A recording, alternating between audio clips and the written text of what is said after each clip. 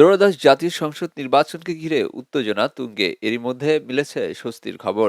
নির্বাচনের দিন বড় কোনো প্রাকৃতিক দুর্যোগের আশঙ্কা নেই বলে জানিয়েছে আবহাওয়া অধিদপ্তর। আগামীকালকে সারাদিনই মানুষের জন্য আরামদায়ক এবং উপযোগী একটা আবহাওয়া অবস্থা বিরাজ করবে। 12 ফেব্রুয়ারি সন্ধ্যা পর্যন্ত দেশের আবহাওয়া প্রধানত শুষ্ক থাকতে পারে। একই সাথে আকাশ অস্থায়ীভাবে আংশিক মেঘলা থাকতে পারে। ভোরের দিকে দেশের নদীর অববাহিকার কোথাও কোথাও হালকা কুয়াশা পড়ার সম্ভাবনা রয়েছে। তবে দিনের বেলায় দৃশ্যমানতায় কোনো বড় ধরনের সমস্যা হওয়ার আশঙ্কা নেই। এদিন রাতের তাপমাত্রা প্রায় অপরিবর্তিত থাকলেও দিনের তাপমাত্রা সামান্য কমতে পারে। ফলে ভোটারদের জন্য তীব্র শীত বা অস্বস্তিকর গরমের সম্ভাবনা নেই।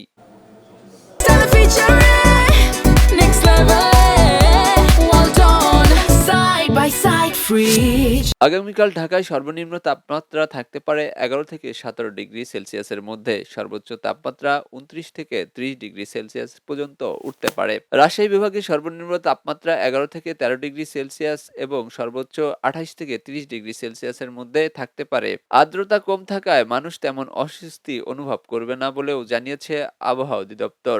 আগামী কয়েকদিনের মধ্যে বৃষ্টিপাতের আপাতত কোনো সম্ভাবনা নেই। এদিকে আগামী এক সপ্তাহের মধ্যে সারা দেশে বৃষ্টিপাতের কোনো সম্ভাবনা নেই। বর্ধিত 5 দিনের পূর্বাভাসে বলা হয়েছে, শনিবার থেকে রাত ও দিনের তাপমাত্রা ধীরে ধীরে বাড়তে পারে।